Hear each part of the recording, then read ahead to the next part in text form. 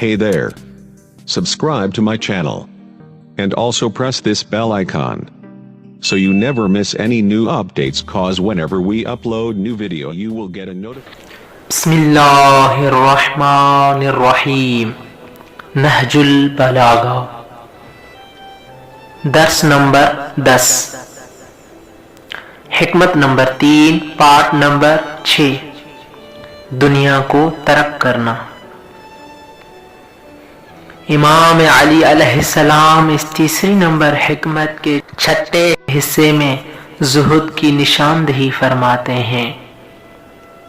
قال الامام علی علیہ السلام والزہد ثروۃ،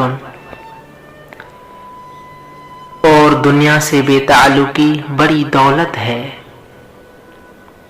زہد کی تعریف: ترک الدنیا للآخرۃ، دنیا کو آخرت کے لیے ترک کرنا، اس کو زہد کہتے ہیں. جیسے کہ امام علی علیہ السلام اپنے فرمان میں اس کی طرف اشارہ فرماتے ہیں. الزہادۃ قصر الامل والشکر عند النعم والورع عند المحارم. امام علیہ السلام فرماتے ہیں امیدوں کا کم ہونا اور نعمتوں کا شکر کرنا اور حرام چیزوں سے پرہیز کرنا، اس کو زہد کہتے ہیں. سوال: زہد کو سرمایہ و بڑی دولت کے ساتھ تشبیہ کیوں دی گئی؟ جواب: زہد کو بڑی دولت اور سرمایہ کے ساتھ اس لیے تشبیہ دی گئی کیونکہ مثلاً کسی شخص کے پاس اگر دولت اور سرمایہ زیادہ ہو تو وہ شخص دنیا سے بے نیاز ہو جاتا ہے، اور اسی طرح جب انسان زاہد ہو جائے، دنیا کو ترک کر دے، تو وہ زاہد انسان لوگوں سے بے نیاز ہو جاتا ہے. دوسرا سوال: ترک دنیا سے کیا مراد ہے؟ جواب: ترک دنیا سے مراد یہ ہے کہ انسان دنیا سے محبت نہ کرے، نہ کہ یہ مراد ہے کہ انسان اپنے کھانے پینے کا اور اپنی زندگی کی ضروریات کا بندوبست کرنا چھوڑ دے. جیسے کہ رسول اکرم صلی اللہ علیہ وآلہ وسلم اپنے فرمان میں اس کی طرف اشارہ فرماتے ہیں.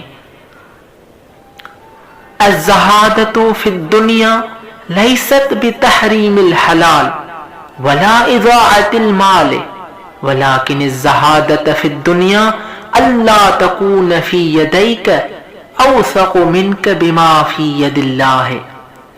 رسول اکرم صلی اللہ علیہ وآلہ وسلم فرماتے ہیں کہ زہد دنیا میں یہ نہیں کہ خداوند متعال کی حلال کی ہوئی چیزوں کو چھوڑ دینا، اور نہ ہی یہ زہد ہے کہ اپنے مال کو ضائع کر دینا، بلکہ زہد دنیا میں یہ ہے کہ جو مال تمہارے پاس ہے اس پر زیادہ اعتماد نہ کرو اس چیز سے جو خداوند متعال کے ہاتھ میں ہے. اور تمام دوستوں سے گزارش ہے کہ اس چینل کو سبسکرائب کریں اور علوم آل محمد کو پھیلانے میں ہماری مدد فرمائیں.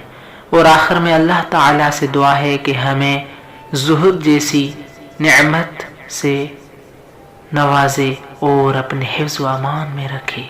اللہم صلی علی محمد و آل محمد.